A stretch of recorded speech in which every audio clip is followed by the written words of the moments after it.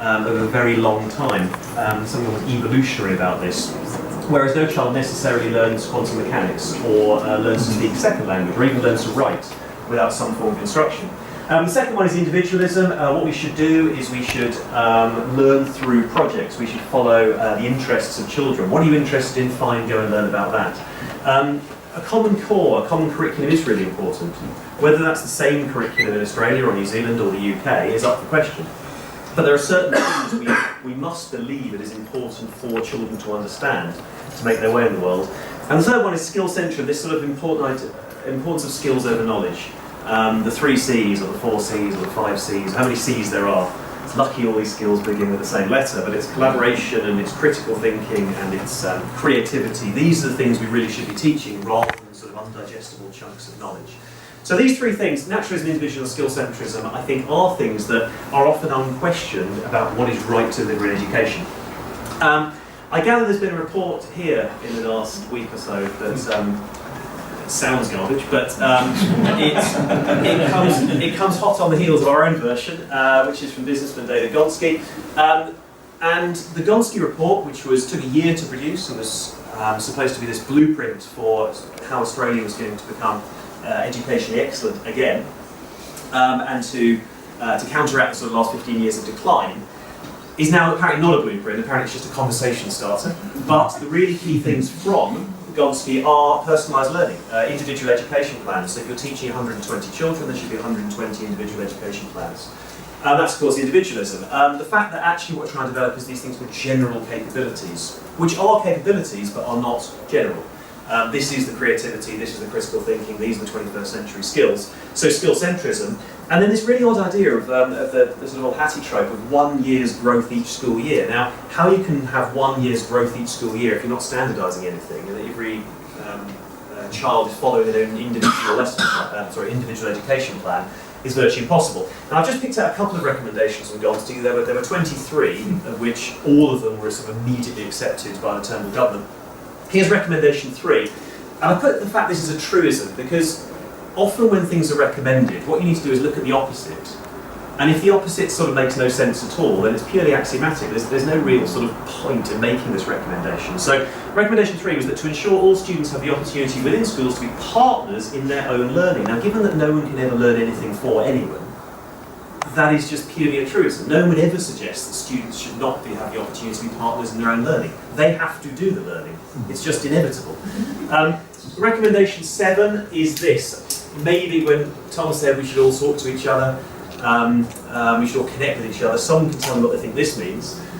We need to strengthen the development of the general capabilities and raise their status within curriculum delivery by using learning progressions to support clear and structured approaches to their teaching, assessment, reporting, integration with learning areas. It's just like that sort of throw some education words up, see how they fall, and then just copy them out.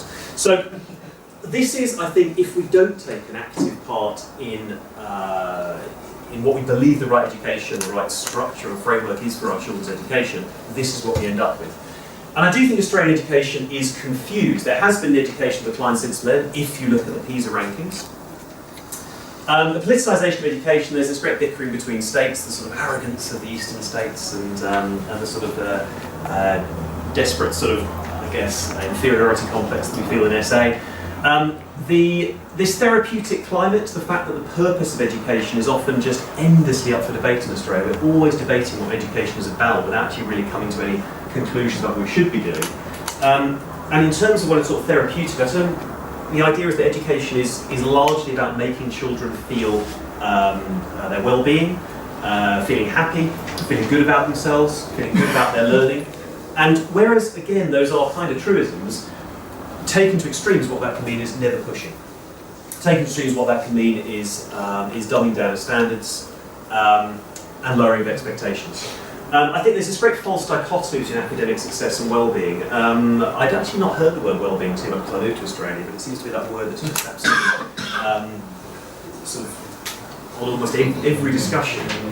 But what about the well-being? Well, the thing is, what I feel is that children who can read and children who can write and children who have a deep understanding of an array of subjects and children who can express themselves and children who can construct an argument are far likely to have higher standards of well-being than sort of, delightful, illiterate children. The elephant in the room, of course, is poor behaviour skills. The Gonski report mentions engagement almost 100 times. I think engagement, a bit like well-being, has become one of those terms that is used so broadly it doesn't really mean anything anymore.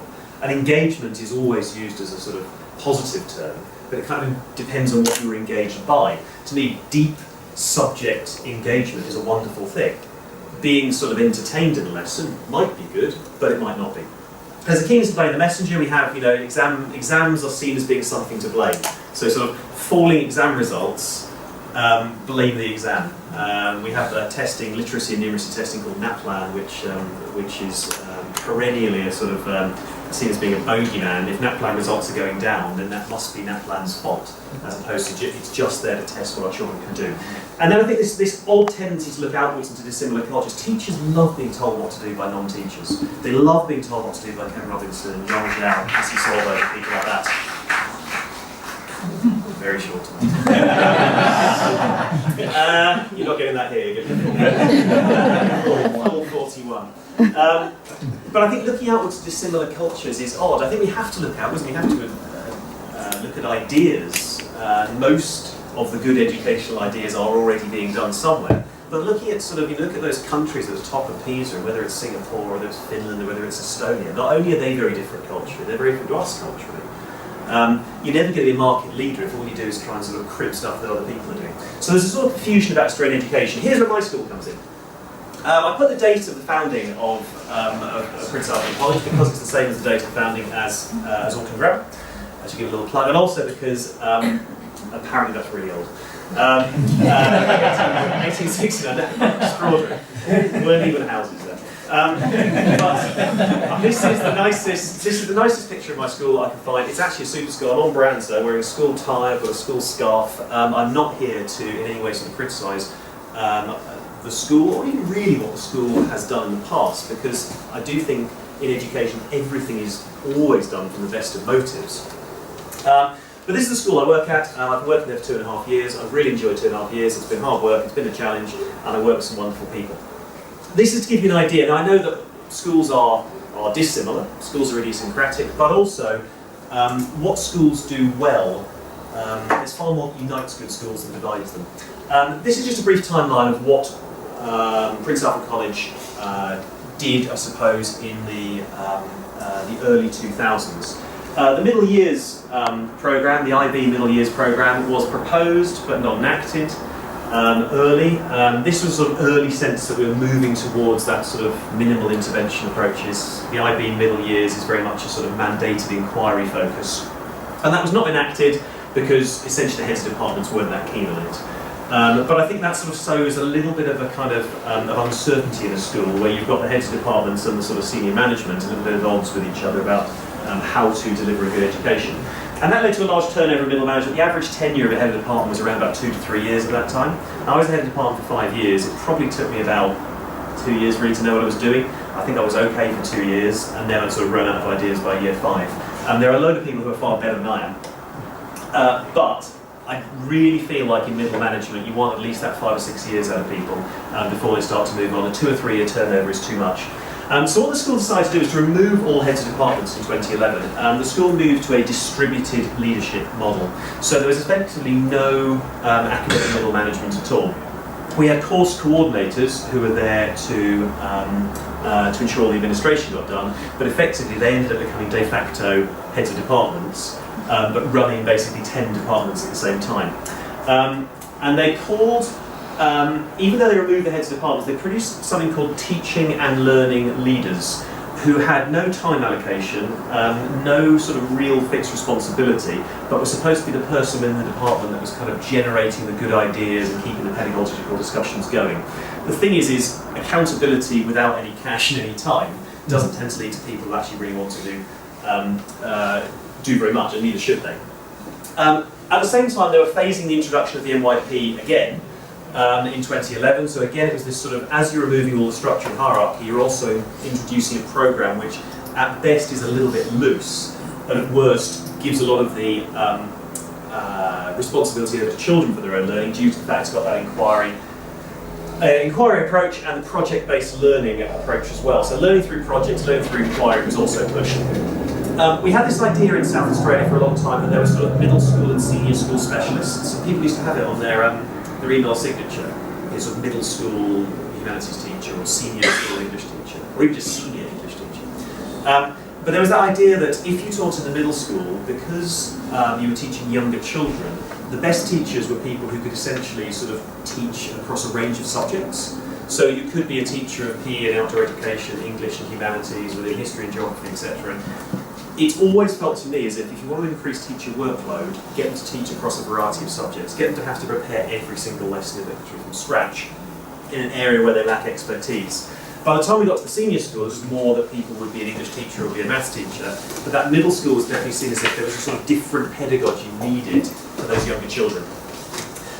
We therefore, because of this focus on inquiry learning, project-based learning, we eroded the idea of a core content. Content is one of the sort of, it's always used as a pejorative, it seems, in Australia.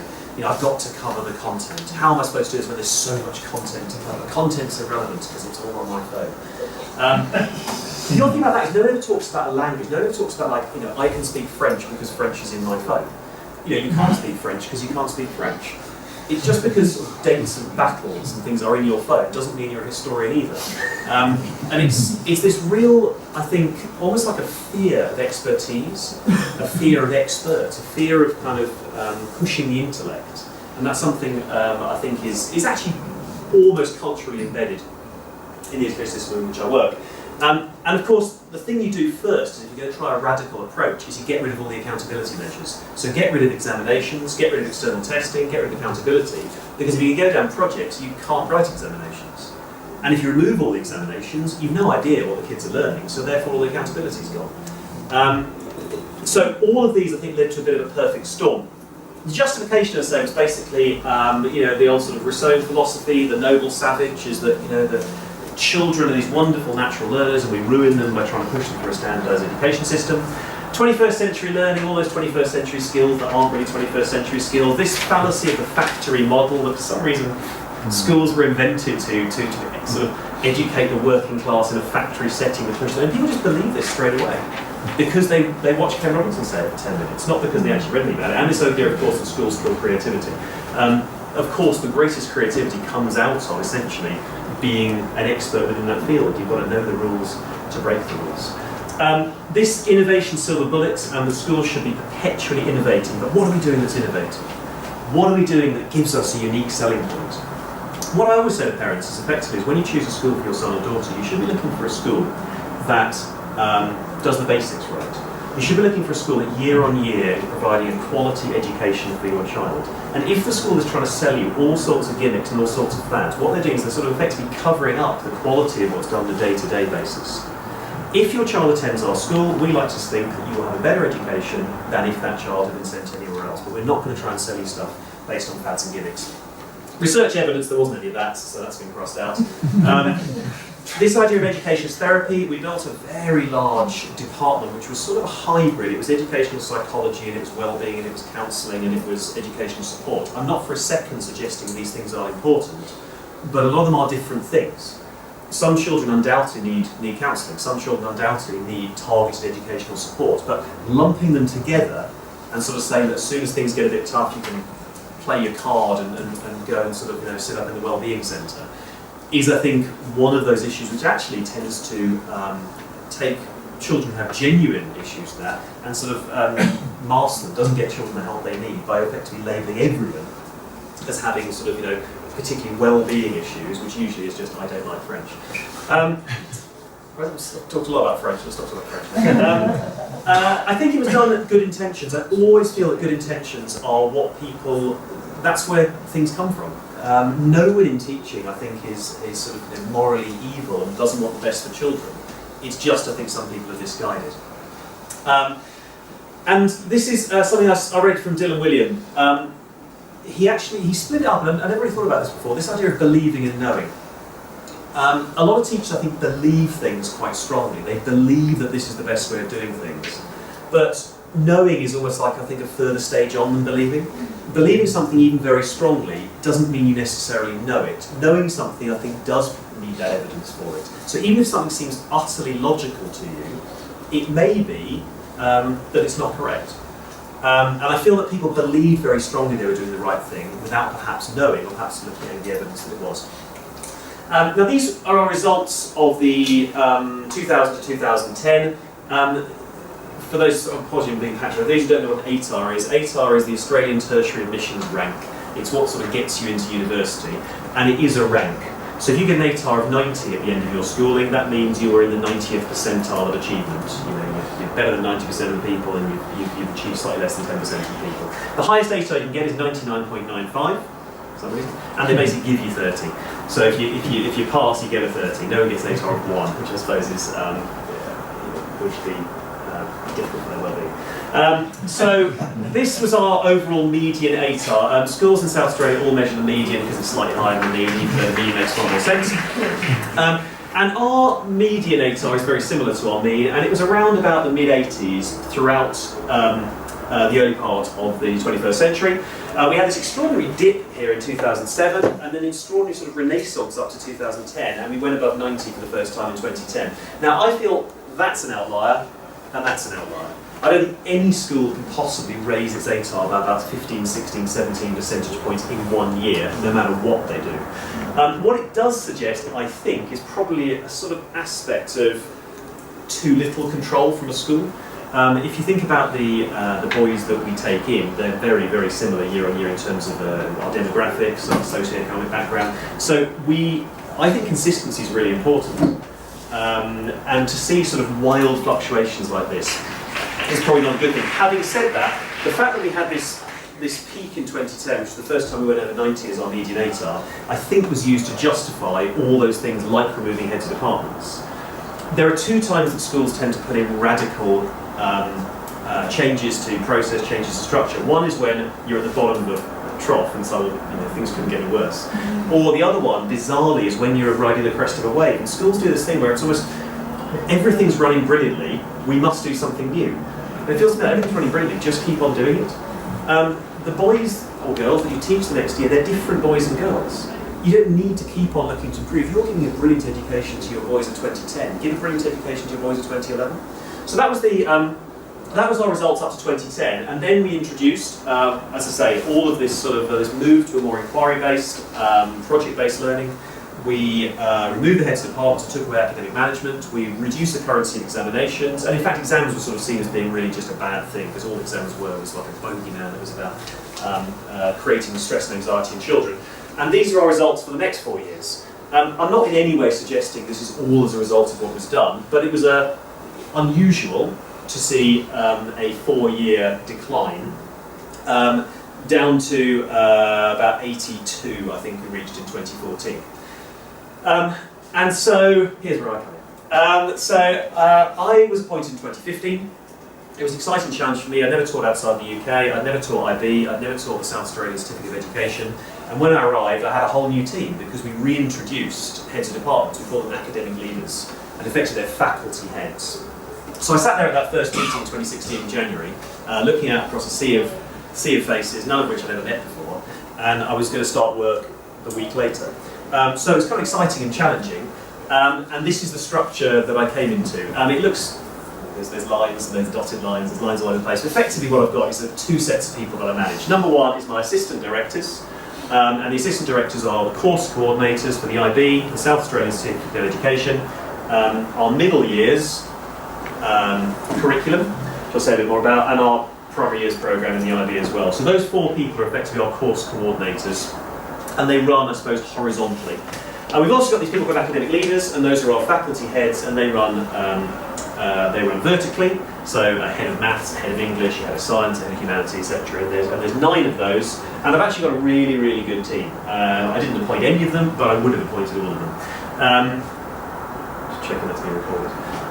So that's my team here. There's lots of other people who are equally important, but it is a rather complex diagram.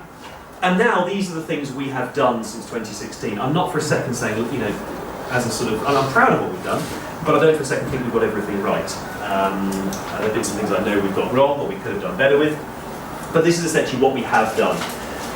The Australian curriculum was something that was talked about, I think, from the late 80s, but it only really became a thing in the early 2010s. And the Australian curriculum, agreed by all states, which is part of the reason it's a little bit repetitive and a little bit kind of low level, was something that gives us a basic curriculum. So we took out the MYP. We felt the MYP wasn't doing anything for us, particularly in the way in which we had implemented it. And we took the Australian curriculum as being our sort of our base, I suppose, the minimum we wish to educate our boys with. It should be providing, I think, around about 70% of the content that you teach. It's very much a minimum standard, a minimum you need to reach. It's a little bit repetitive, it doesn't really build from year to year, so you're teaching sort of different topics the next year and then different topics the year after, rather than actually really kind of pushing on with some sort of intellectual development.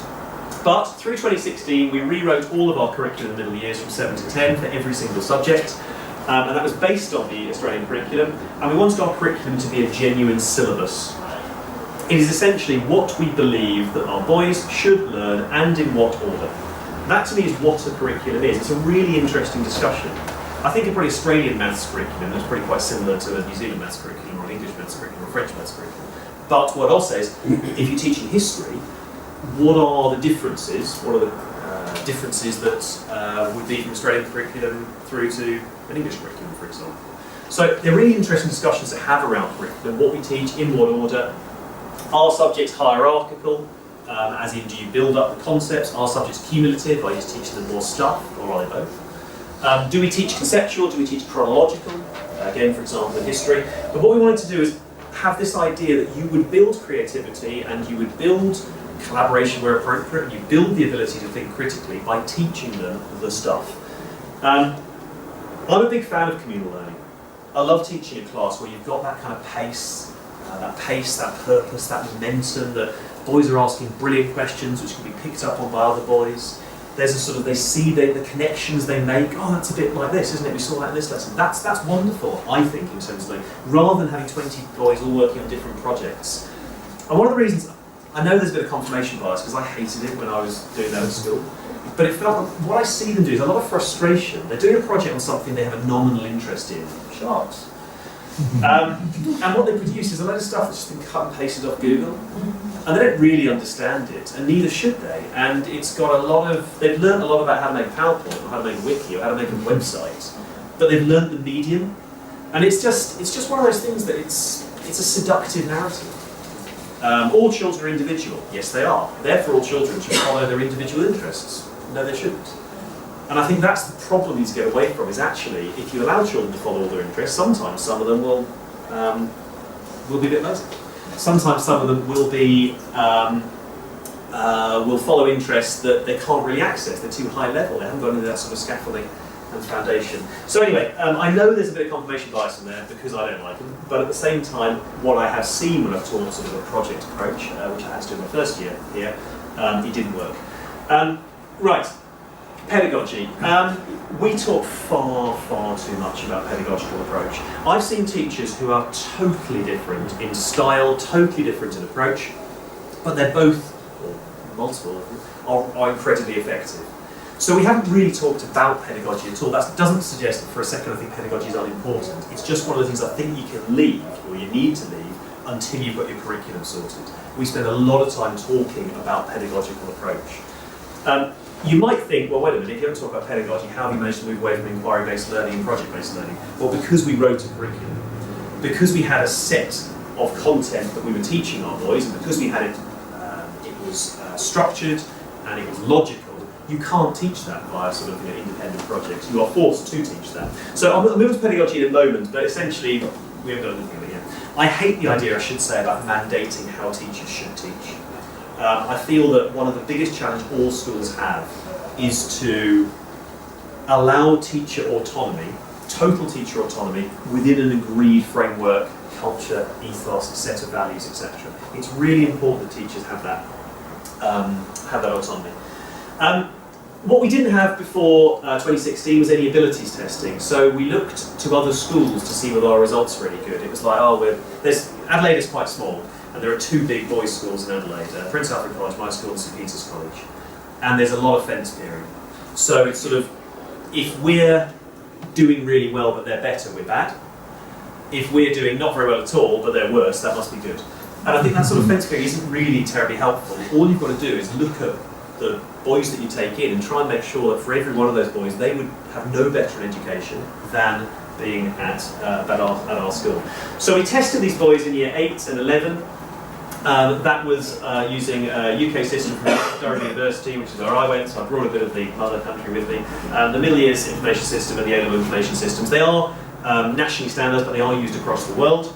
And what we found that the mean boy, on average, in year 8, that's about 12 years old, was in the 85th percentile national. And we're a totally non-selective school. I suppose we're selective through economic circumstance, but we're a totally non-selective school. But we were taking in some really, really bright boys. And I teach the extension group in year 7. They are seriously impressive, bright, curious learners. This is something I do believe. Not that schools kill creativity, but I do think all schools have that challenge of how to keep children engaged in their learning, how to keep children excited and curious about things, rather than feel there's this sort of difference between necessary knowledge on the syllabus and unnecessary knowledge and stuff you won't be asked. Whenever a teacher says you don't need to know that, then little fairy guys somewhere, or at least little harmony guys. If you're interested, you need to know it. Anyway, what we then did is we tested our year 11 boys, that's the year before they leave school, and the mean there was the 50th percentile. And they're not the same boys. Because our year 11 boys, who were the first boys we tested, won't have the results for until next year.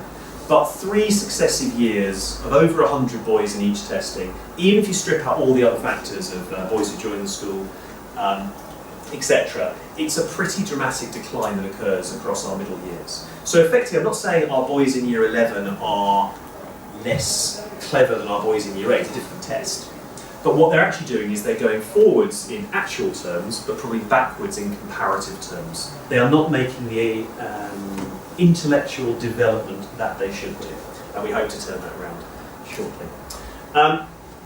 Our teachers, this is what we've looked to do. We have 75 teachers in the middle and senior school. And we've turned over about 33% of our staff in the last 2 years. This has simply happened, I think, mainly because not a lot of people left for a very long time. I think schools go in this sort of cycle. Sometimes you get a large staff turnover 1 year and then not for a couple of years. I think our change directions, frankly, don't suit all people, and some people have absolutely rightly said, well, school directions perhaps not for me. I might look at a school that suits me better. I've moved on from 2 or 3 schools when I felt that my priorities at that particular time weren't necessarily those of the school. But at the same time, Dylan Williams says, love the one you're with. It is important to try and make sure that whether you believe teachers are fantastic or a little bit staid or whatever, you're trying to always develop people that you work with. We do work with some fantastic people. We've been quite proactive about recruitment. I think there's loads of fantastic teachers out there, but there's also some not very good teachers out there. You've got to spend a lot of time. Partly why I'm here today, if anyone wants to come work in LA. But it is really important. Brilliant teachers, it's the same thing as, teaching a brilliant class makes any teacher look good. Having your best teachers in your school makes any manager look good, and you repent at real leisure if you appoint people who are, frankly, no good. Subject expertise is a big thing for us, appointing teachers who we believe are genuine subject experts. I'm not suggesting for a second that being a subject expert makes you a brilliant teacher, but if I've got 2 people, one of which is a fantastic mathematician and one's a lousy mathematician, why would you ever pick the lousy mathematician to be a maths teacher if that's all you know about them? We have this almost idea, I hear it all the time in Australia, is that we're so keen to level our poppies out, is that if you're really good at a subject, you must be a hopeless teacher. Whereas if you're no good at a subject, maybe you're a brilliant teacher because you've had to struggle with it yourself. I think both of those obviously are real caricatures, but to me, 4 things: subject expertise, ability to communicate it, a bit of sort of intuition, I think, about what children need, because it's not always the same thing, and then a bit of charisma. Those last 2, I think, are sort of, desirables, but to me, subject expertise, ability to communicate it, that's what teaching is. As Tom said this morning, let's not overcomplicate teaching too much. And this idea of getting away from middle school specialists, I want to employ people who can teach a struggling year 7 class just as well as they can teach a really fantastic bright year 12 class. So what we want to employ is people who can teach one subject, English, chemistry, French, to many classes, not this idea they can teach across a range of subjects. Our assessment examinations, we designed a curriculum based around learning. our curriculum is not based around assessment. Whereas I think that boys can learn things through being assessed, my view of assessment is much more it's a diagnostic. It's something which lets us know what the boys have learned and therefore we can adapt our teaching. If there is too much assessment and it's too invasive, then that is problematic. And we've redefined formative and summative assessment. Formative assessment can be just, put your hands up if you understand. It can be asking questions. Formative assessment is simply any evidence the teacher gets for where the class are at. It's not practice summative assessment or assessment that doesn't matter. We've brought in twice yearly examinations. Slightly incongruous here, but the reason I believe so much in examinations is because I don't think they're invasive. I would much rather see most of teachers' time spent teaching, and then at fairly regular intervals you test to find out what the boys have learned. Not this sort of endless assessment train that they go on, just producing loads of assessment tasks and through feedback and drafting, eventually something brilliant is produced. But the learning that's gone through it is far more been about the drafting process than actually what they have learnt. Examinations are a meritocracy. Examinations are fair. They are entirely fair. They are independent learning. I think independent learning, they're the best example of independent learning. I'm not suggesting they're great at every single subject. You could look at technology or perhaps PE or drama. They look to be assessed in different ways, and we do that as well. But we believe that you lower stress, you lower anxiety by normalising examinations. You lower stress and you lower anxiety by getting kids who are good at examinations. You lower stress, you lower anxiety by creating realistic targets based on abilities testing. So they're genuine independent learning, and they also provide accountability for students. Students need to perform. At the same time, 65% achieved by one student is not the same as 65% achieved by another student. And if all we do is we look at high and low performance, we miss the idea of over and under performance. Some boys who are achieving 65-70% are cruising. Other boys achieving 65-70% are battling very, very hard. It's really important to have those good conversations afterwards. We wish to become data-informed, not data-driven. We put in a new timetable. Beforehand we had, again, poppies, all the same level. Every subject had exactly the same amount of curriculum time in the week. Every lesson was exactly the same amount of time. There were no double lessons, etc. So it was a very, very rigid, easy to produce-ish, but quite formulaic timetable. So we've rewritten the whole timetable. We've got more maths and more English in our curriculum than anything else, and there's no apologies for that. These are subjects which permeate throughout the whole of the curriculum. We only have academic validity in our elective subjects. We don't offer subjects we believe are easy and good to get high marks. We offer subjects we believe are academically valid. We only have choice where appropriate. I don't believe in too much student choice. I believe in choice coming in as you go higher up the school, so very little choice in the younger years, a little bit of elective choice in the middle years. And what we want is all our boys to get to year 11 with a full choice. They can choose any subject they want to do because they've mastered to that point. We've taken out semesterisation, so there's no half-year courses, that idea of I'll try it, see how you go, if you don't like it, move on. It's much more about you do all the research beforehand and you commit to that subject. And if you're struggling with it, you can work harder. There are long and short lessons. We have double lessons. Our lessons are 40 minutes, but they can be doubles as well. So doubles where they need them in technology and PE and science and some others. We've differentiated between academic and pastoral lessons. We had this sort of slightly uncomfortable idea that the best way of getting boys to be better at maths was to improve their well-being. I feel like the best way of getting better at maths is teach them maths better or more maths, and then that will improve their well-being or their maths anxiety. And we have shared classes between teachers. This wasn't that popular, but it's something I've been used to for 18 years in the UK, is having half your lessons taught by one teacher and half your lessons taught by another teacher, particularly in year 11 and 12. It enables genuine collaboration between teachers. It enables teachers to teach in their preferred area of expertise or to go out of their comfort zone. It allows boys to not necessarily have the same teacher every single day of the week. It allows a bit of healthy competition between teachers is fine.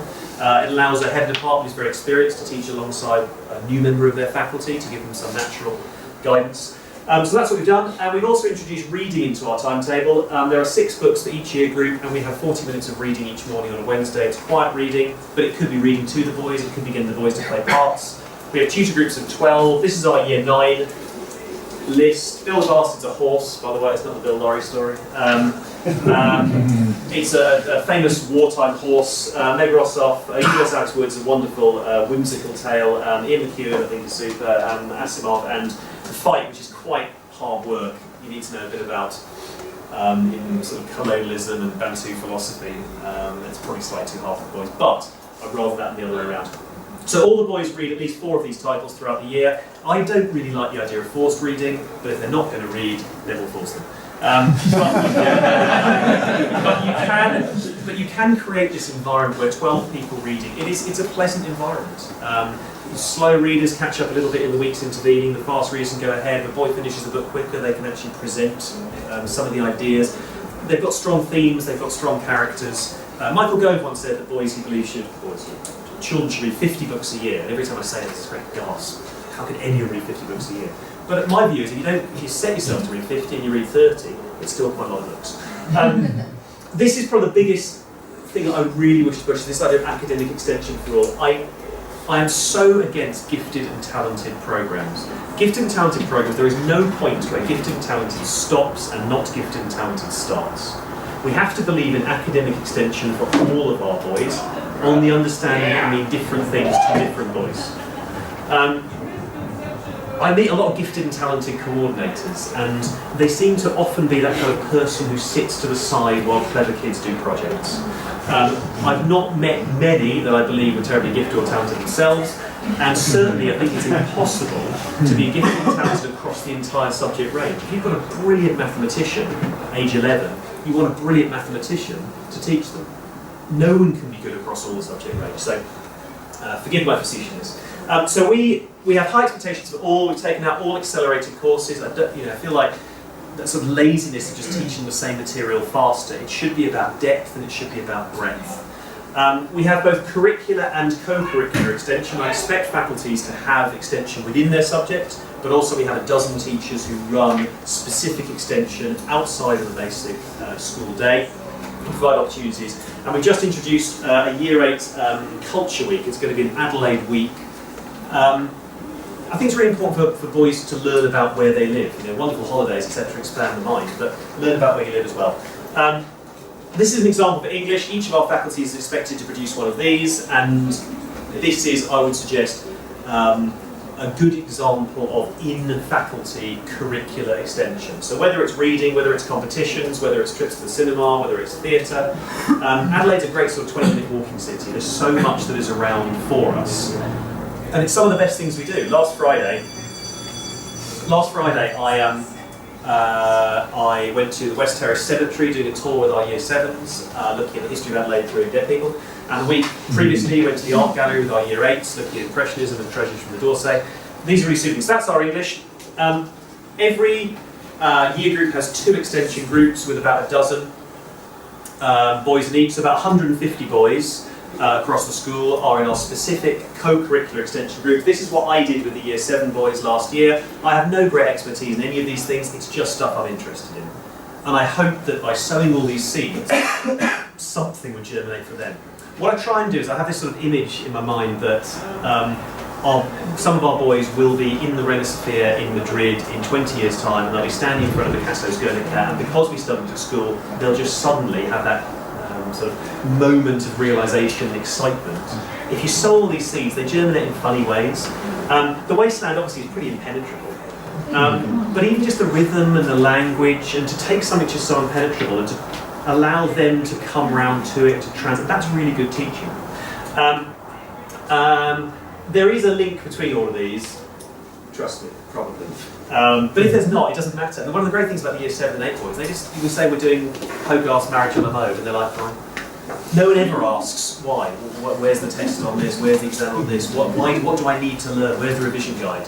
And you often do get that with 10 and 11. This is our Adelaide week. This is what we're going to do for 1 week a year. Is we're going to take the boys out into town and we're going to show them stuff about Adelaide, stuff they wouldn't have seen. Art, architecture, philosophy, poetry, civil rights, all the sort of things that we believe boys should know about our city. I can make all of this available, so I don't need to read every single bit.